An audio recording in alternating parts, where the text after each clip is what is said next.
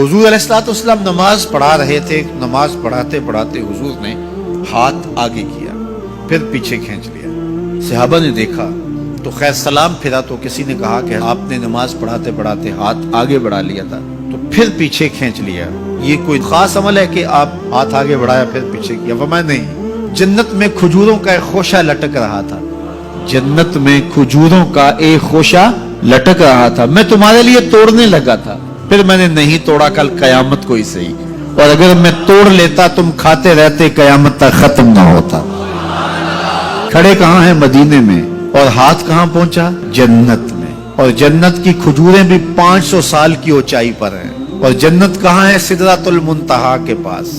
جنت میں لگے ہوئے کھجور کے خوشے کو توڑنے کے لیے یہاں سے ہاتھ ڈال لیا اور کہا پھر میں نے نہیں توڑا. توڑ لیتا تو قیامت تک ختم ہی نہ ہوتا. اتنا بڑا تھا. اچھا آپ میں سے جو بڑا داراز قد شخص ہو تو وہ بھی ہاتھ اٹھائے تو کہاں تک پہنچے گا؟ اس پنکھے تک پہنچ جائے گا. ہم پنکھے کی ہائٹ اتنی رکھی ہوئی ہے کہ ہاتھ نہ پہنچے لیکن کوئی معمول سے زیادہ قد آور ہو تو شاید اس کا پنکھے تک پہنچ جائے. چھت تک تو کسی کا نہیں پہنچ پائے گا. نظر آسمان تک جاتی ہے. اور جس کا ہاتھ جنت تک جاتا ہے اس کی نگاہیں کہاں تک جاتی ہیں؟ جس کا ہاتھ جنت تک جاتا ہے اس کی نگاہیں پھر کہاں تک پہنچتی ہیں؟ ڈٹھے ورق قرآن دے پھول سارے تیری شان جیا نہیں کوئی اور ڈٹھا. تیری شان دا کرے مقابلہ جڑا ان عاشقاں اصلی چور ڈٹھا.